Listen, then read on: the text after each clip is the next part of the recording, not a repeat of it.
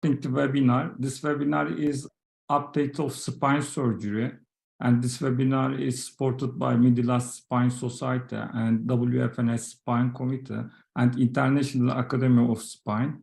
The topic is cervical spine surgery indication and techniques, and we have 3 experienced surgeons. We will first invite Andrei Joaquim, then Oscar Alves, and last Christopher Ames. And we can start, Andrei. Hello, thank you for the invitation. It's an honor to be here with giants. And I'm gonna share my screen.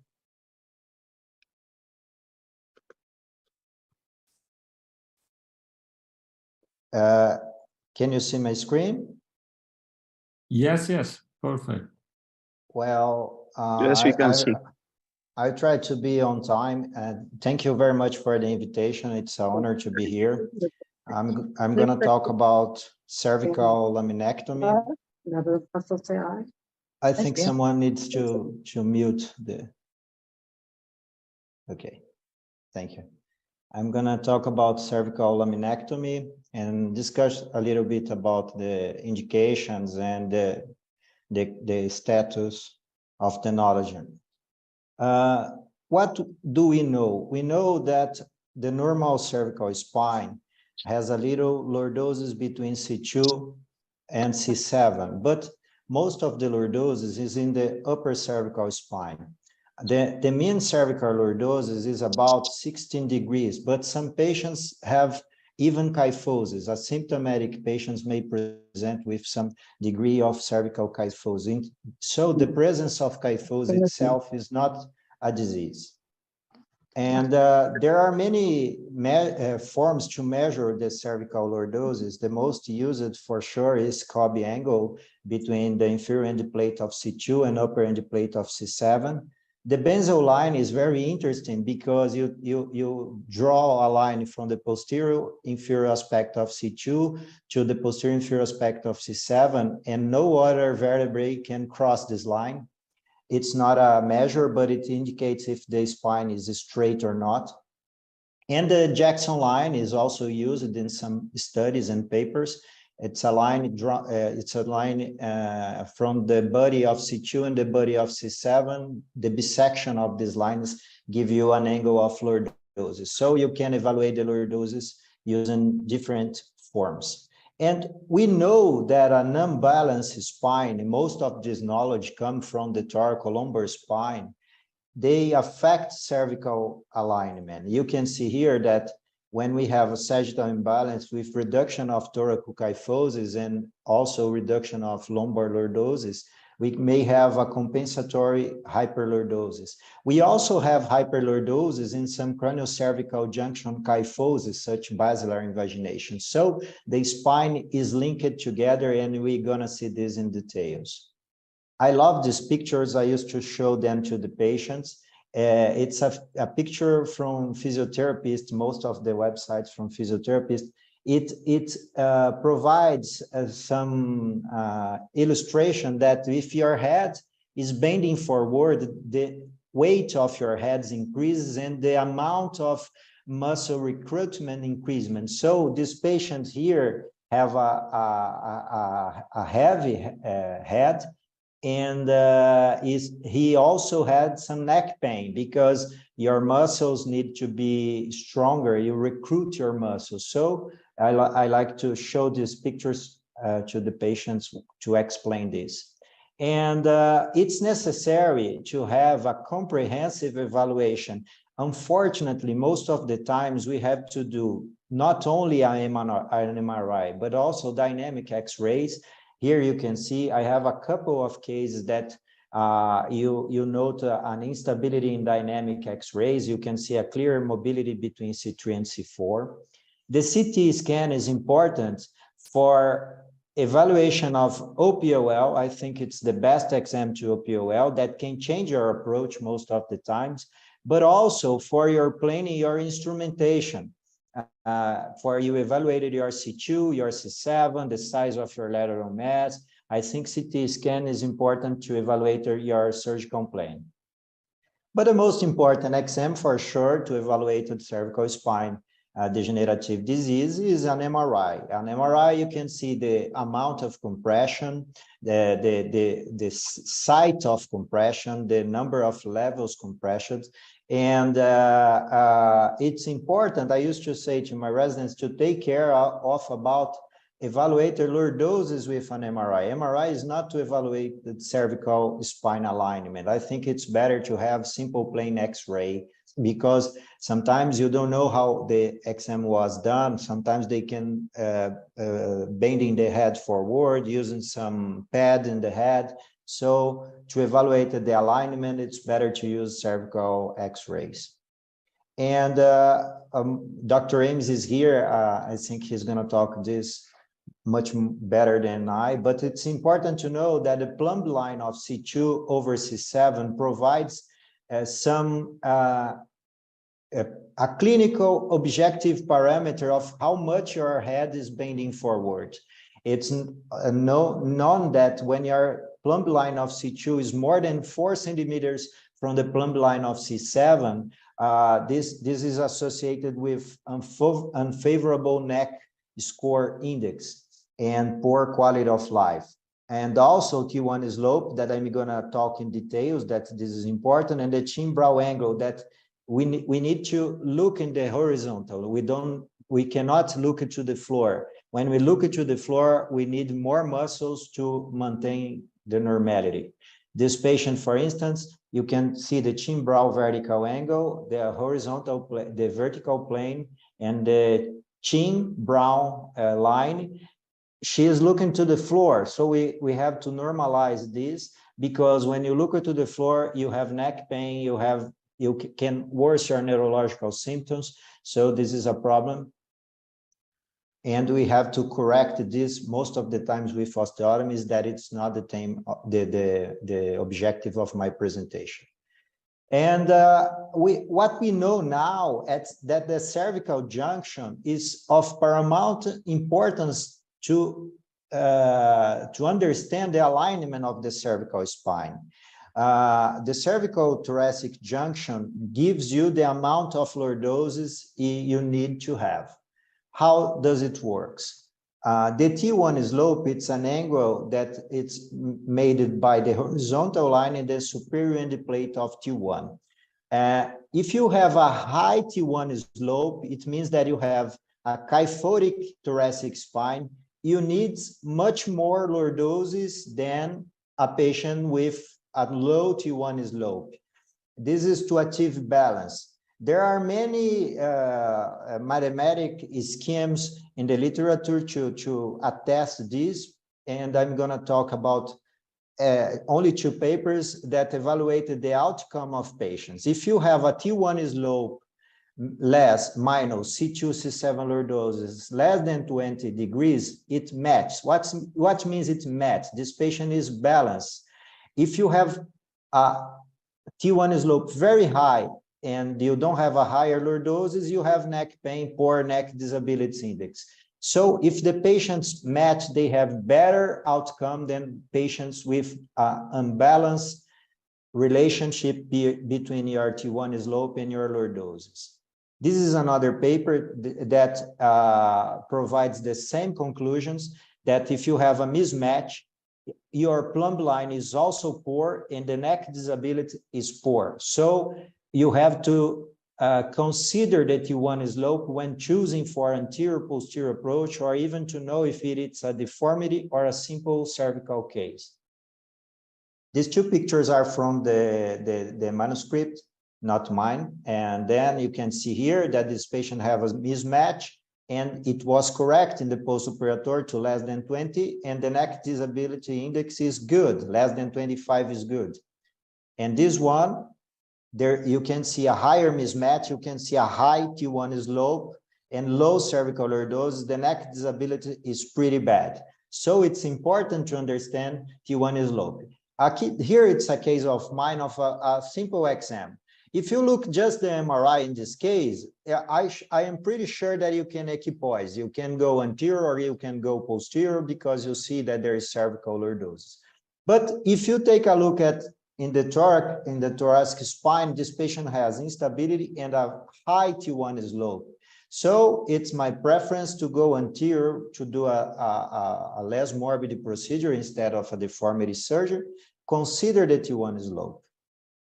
This is especially important for cases like this, that it's not the theme of this presentation, a severe T1 slope due to fracture that we have to correct with multiple osteotomies and to try to avoid a near normal alignment.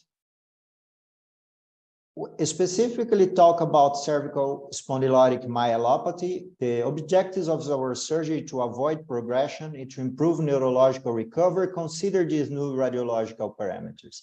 And when we're going to decide the treatment, we have to see, as I mentioned with the MRI, the compression is anterior or posterior, it's a focal compression or multiple compression. How is the cervical alignment and other parameters? Do you have instability in previous surgeries? And if the patient is able to tolerate the surgery. As a general rule that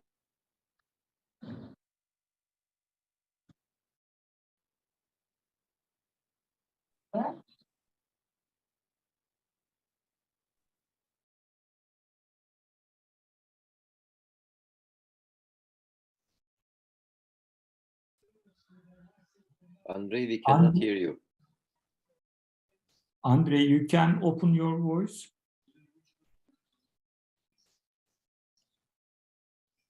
Sorry. Okay. Sorry. Is laminectomy dead? I don't think so. I think that in some very specific case of good lordosis, good cervical parameters in older patients, laminectomy can be considered. And laminectomy with posterior fusion, if you have a good alignment, it requires multiple level surgery, and you have some degree of lordosis. I'm not talking about deformity, I'm not talking about osteotomies. And you can go posterior and do fusion for most of the case with severe compression. I'm going to not talk about laminoplasty. I'm going to talk about a specific laminectomy. Most of these studies are from countries with socialized medicine, and they suggest that the effectiveness and safety of laminectomy alone without fusion is still valid with similar efficacies between both groups, and also with less complications with laminectomy alone without instrumentation and fusion. These are two studies that shows this data, that the effectivity is quite similar with less costs. I personally do not advocate laminectomy alone for most of the cases, but my objective here is to say that this is not a procedure that it's out-fashioned or cannot be used. In selected cases, there is still a role for 1 or 2 level laminectomy. I'm going to show a couple of cases and finalize my presentations with personal tips of how to do the cervical laminectomy. That it's the objective of my presentation. Here's a patient with multi-level cervical myelopathy and alisthesis in the C7-T1, approached posteriorly with a very acceptable outcome. She has a low T1 slope, and we can address at all the levels with only a posterior approach. And also the posterior approach is useful for patients who fail anterior approach. This patient was operated elsewhere, and it persists with some posterior compression. And also foraminal stenosis, we can resolve this with posterior approach and open the foramen. Here is a case of a cervical laminectomy alone. This is a very fragile patient, older patient with good lordosis, 2-level surgery. We just do a decompression with no instrumentation, no risk of infection. And I think there's still a small role for this case. And also for compression, multi-level compression from anterior posterior without a very relevant anterior compression, you can go posterior and do a very large decompression and fusion. But what in the summary of my presentation is in the next 2 slides. How to do this procedure. The rules are expose only the levels that you'll be assessed. You don't need to expose C2 or C7 or even levels that you don't need to, you don't need to decompress or don't need to fusion. You have to try to be very carefully to not detach the muscles of C2 and C7. I usually to put the instrumentation before the decompression. Why?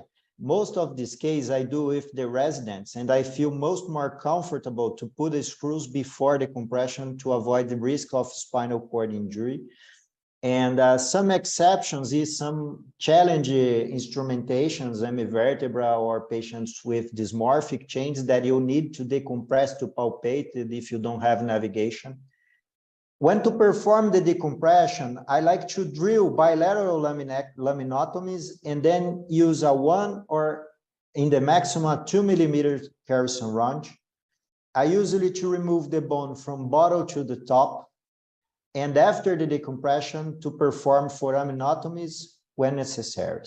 The rod I just put after the decompression. I think I have seen some cases that the rods are put in before and you can have some translation and then you can have changes in the spinal cord monitoring or even neurological depth. So put the rods after you perform your decompression.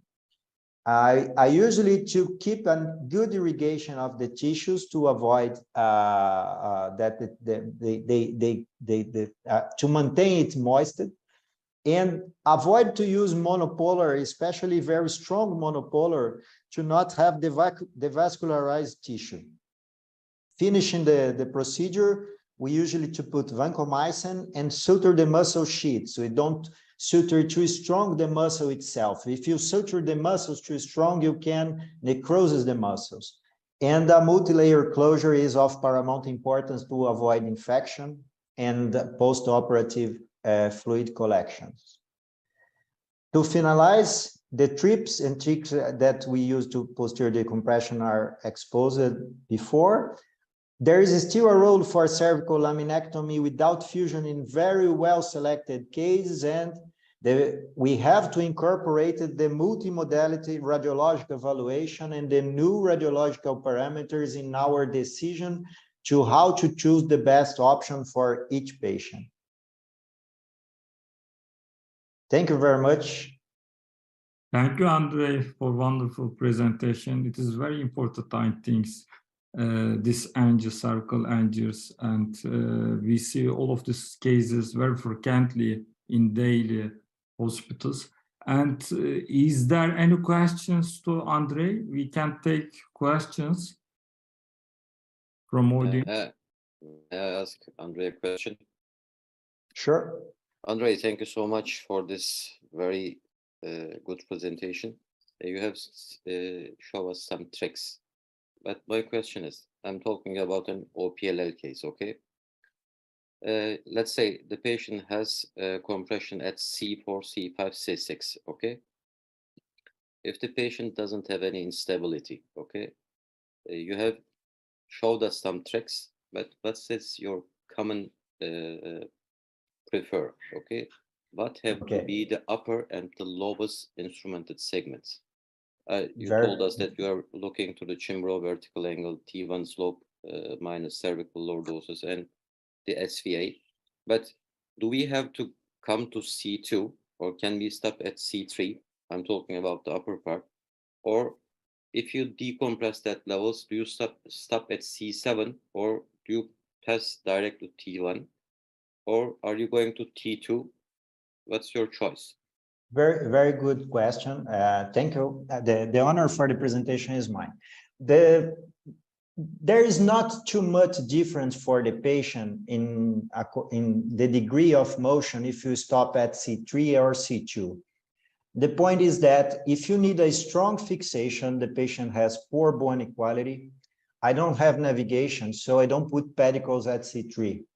So if I need a strong fixation, the patient has poor bone quality or some disease between C2, 3, or C2 is angulated, not horizontal. I used to go to C2 with strong screw fixation, with pedicle screws. Sometimes I put pedicle and laminar screws together. The bottom level, it's a very good question. Sometimes if you have a very normal disc between C6 and C7, I try to stop at C6. If you have a very bad disc or some disease at C7 or disease at C7 T1, I go down until T2. And why T2? Because when I put across the thoracic lamina, I don't like to put the C7 and C6 lateral mass. The screws stay too closer one from the other. So if I put C6 lateral mass, I go T1, T2. If I don't put C6, I can go C7, T1. It makes sense? Just because the screws stays, it's more difficult to put the rod if you have C6, 7, T1 together. But to go down, it's only if I need.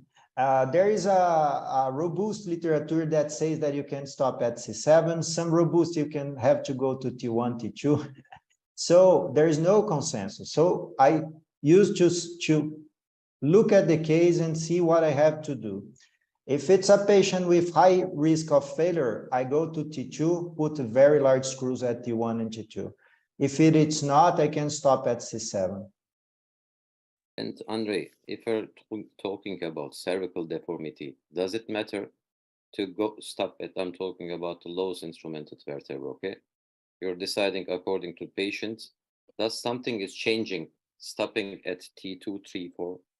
Does it matter? For deformity, it's changed a little bit because for deformity, I made some mistakes in the past because we have to look into the cervical deformity, look into the thoracic deformity. Sometimes the apsis of the thoracic kyphosis is higher. And then in that case, I show a case very fast here that the deformity, the apsis of the kyphosis is higher. So we have to go down. And we have to correct the thoracic deformity. If you have also a thoracic deformity, you have to correct it too. Otherwise, your cervical instrumentation is going to fail. And then the bottom level, if you have a deformity, you need to evaluate the rolled spine and to consider to correct both deformities. For example, if you have a thoracic kyphosis, and also a cervical deformity, you have to correct the thoracic kyphosis, otherwise you are in high risk of failure. Is that my current experience with this? Andrei, thank you so much for this explanation, also for the presentation. And thank you. Welcome. Yeah. There are two questions on the interview session. One of them, Fayaz Obeid, how many levels we can do laminectomies without fusion? Andrei, how many? Can you repeat, please? Yes, how many levels we can do laminectomies without fusion? There is I went, sometimes I go to try to find this information in the literature. There is 3 levels are considered safe. I personally don't like to do 3-level LAMI. I think there is no robust literature to answer your question, but I believe that 1 or 2 levels it's safe. If you look at the studies that I mentioned, they do 3 or even 4 levels of cervical laminectomy. And I'm not experienced with so much levels. If I do 3-level, I fused. I think to fuse don't add too much morbidity, and because it doesn't take too much time. When I opted not to fuse, it's in fragile patients and in older patients with as good lordosis, 1 or 2 levels. I don't do 3-level laminectomy. And which levels between C3, C6? It doesn't matter if it's in the subaxial cervical spine, if it's C3, 4, 4, 5, 5, 6. I don't have data to say that it's changed from C3, 4 or 4, 5.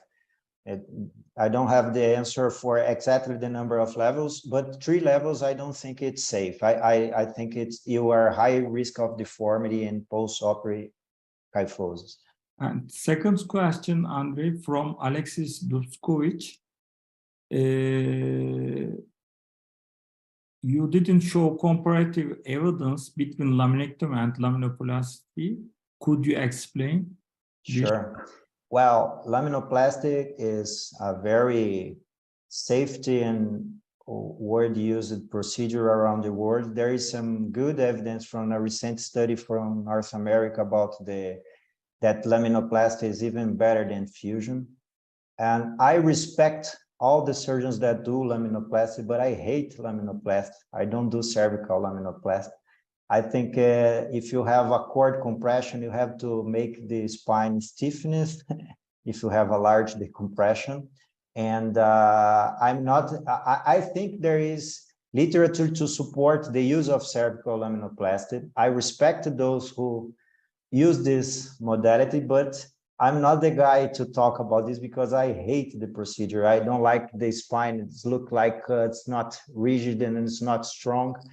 And I have some bad experience with tumors. You do laminoplasty and the patients hit the lamina that it's floating and you have to reapproach. So you can do cervical laminoplasty if there is no instability, if there is good indications, there is support for this, but it's not my personal choice. Yes.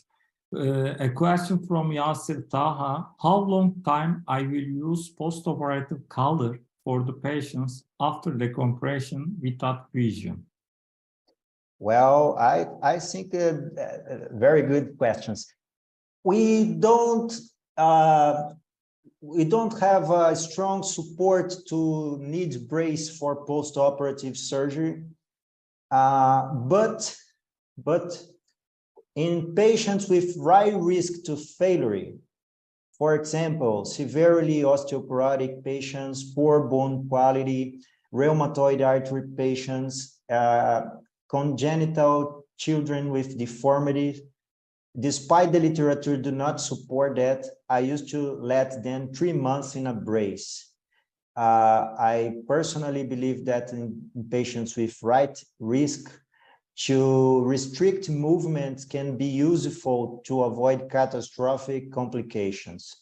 I'm not sure that this is a scientific answer, but it's a clinical answer for you. Thank you. And now, Professor Zilili, do you want to say something for these topics? After that, we will continue to Professor Oscar Alves' presentation. No, we can continue. Thank you. Okay. Good talk.